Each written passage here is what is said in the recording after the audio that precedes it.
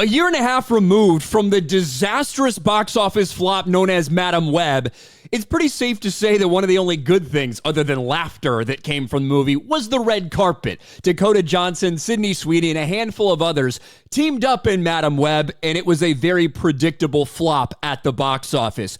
But one of the interesting parts about the entire Madam Web controversy was that before the movie even came out, it seemed like Dakota Johnson knew it was going to be trash. She openly mocked it in appearances on Saturday Night Live and a bunch of different PR tours. And then after it came out, she essentially said, hey, the reason this is bad, it has nothing to do with me. It's not my fault. It's really about these studios and the people that make these decisions. That's why the movie turned out as poorly as it did.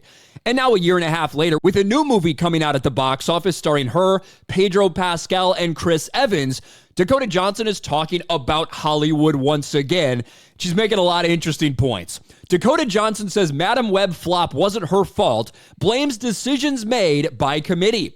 I was just sort of along for the ride, she says, of the Less Than Super 2024 movie.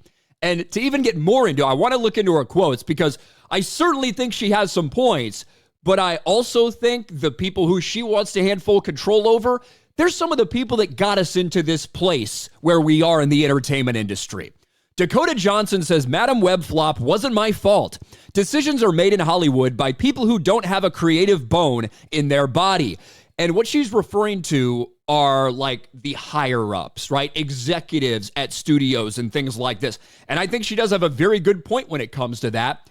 However, the creatives who actually do have control, some of them are the ones that got us to this place in the entertainment industry in the first place by injecting propaganda, by hiring people not based off their skill level, but instead because they bring a queer voice to the writer's room or a black voice to the writer's room, regardless of whether they're good at their jobs or not.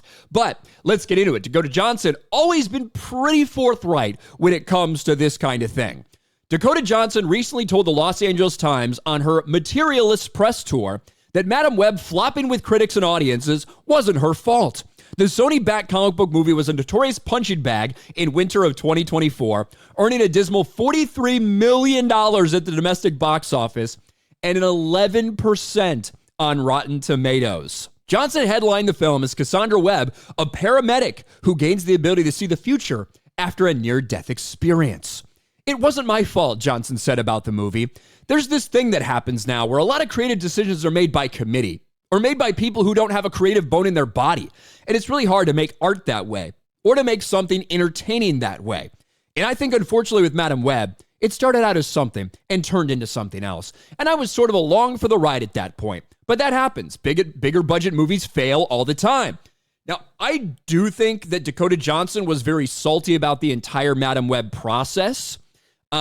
If you remember, when they announced this movie, Dakota Johnson went to her Instagram to announce that she was becoming a part of the Marvel Universe and shared it and all this stuff. Unfortunately, the people she tagged had nothing to do with the people that made this film. She thought it was like a Disney MCU project because that's who she tagged in her announcement on Instagram. But it wasn't. It was Sony Marvel. It was the Sony Spider-Verse without a Spider-Man Marvel, which we've seen a lot of dog shit from. Certainly, if it was an MCU movie, I don't know if it'd been any better at this point. Let's just be real.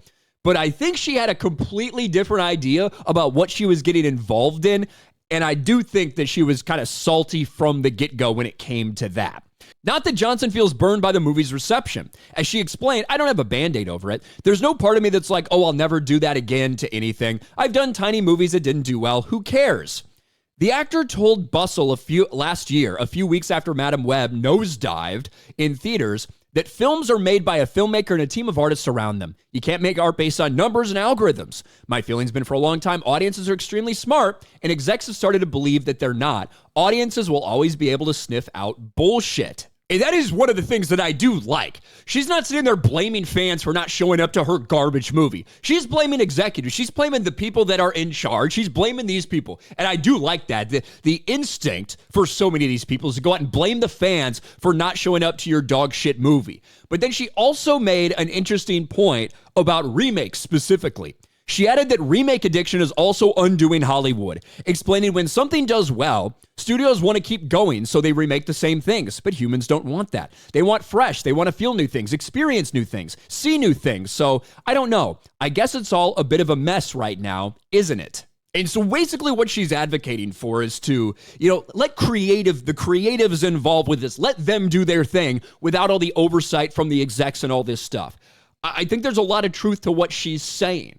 However, the reason that people are so risk averse, the reason we're seeing remakes of things that people already liked, the reason we're seeing a lot of this shit is because 10 years ago, so many of the creatives in Hollywood, right? So many of the directors and the writers, so many of these people decided that their ideology needed to be pushed harder. When they saw Trump get elected, they said, we can't let this happen again. They decided to start putting this stuff into everything, despite the fact that people didn't want it, despite the fact that people rejected it.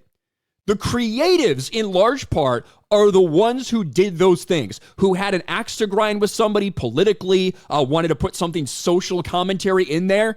A lot of the creatives that you're talking about letting do their thing, they're the ones that got us in this mess. So I do think as a response, we have seen people become much less risk averse. We have seen people say, well, let's just rely on this franchise. Let's just remake this. Let's do a sequel to that. Let's do a prequel to that. I 100% think that is one of the major reasons that the entertainment industry is in the situation it's in, because they let creatives put bullshit into these movies that people rejected. And now here we are.